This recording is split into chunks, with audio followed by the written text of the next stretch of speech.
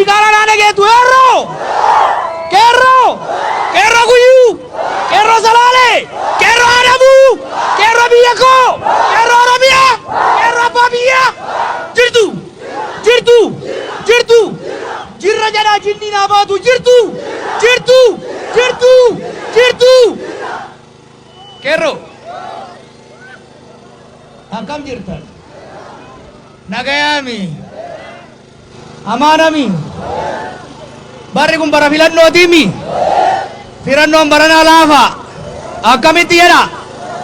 filannoo ilmaan mallasaatii fi ilmaan taaddasaa jidduutti godhamtu ilmaan mallasaatii fi ilmaan taaddasaa jidduutti ilmaan mallasaa maal gooti lafa gurguratti ilmaan taaddasaa maal gooti lafa qotattee abbaa irratti taati ilmaan mallasaa maal gooti ilmaan mallasaa maal gooti saba gurguratti ilmaan taaddasaa maal gooti saba falmatti Kerro isin ilmaan eenyuti ilmaan taaddasaati miti ilmaan taaddasaati miti ilmaan taaddasaati miti dhiiga isaarraan biqilcha miti lafee isaarraan as geenye miti xurree isaarraan as geenye miti Oromiyaan gurgurannaare Oromiyaan gurgurannaare Salaaleen gurgurannaare Kuyyuu hin gurgurannaare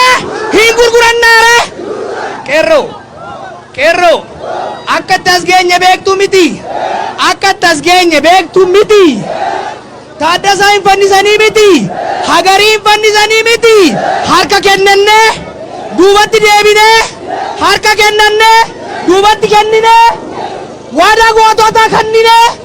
waadaa gootota way nyaanne waadaa qeerroo nu biraa kufanii way nyaanne waadaa ijoollee nu biraa kufanii way nyaanne warra likkii isin galchina jedhani likkii way galle likkii galchine miti likkii galchine miti jedhi ol kaasi likkii galchine miti diqaalaa isaanillee bakkatti galchina jechuudha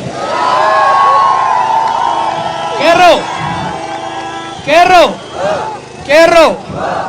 Harargee waan jettu beeytu hoo'itu fal'aanaan nyaatanii jedha marqa hoo qabbanooftee harka yoo hiite fal'aanani ergaa qabna bulchiinsa Kuyyuutiif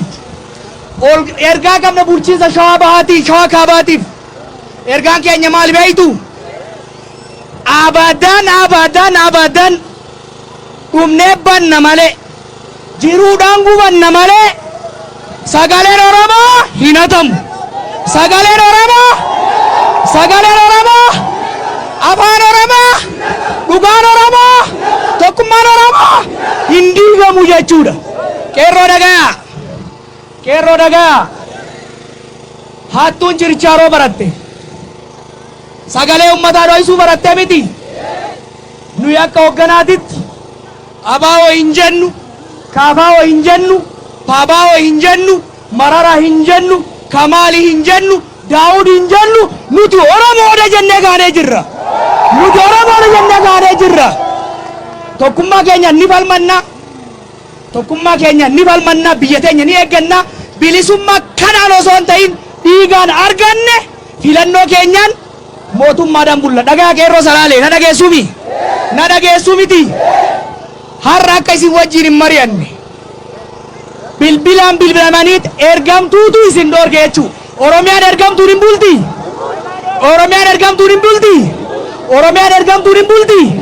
Oromiyaan ka ofii filatte qofaan bulti filannoodhaaf qophaa'aa waraqaa eenyummaa baafadhaa nama isinii ta'u filadhaa Oromiyaan ni bilisoomti.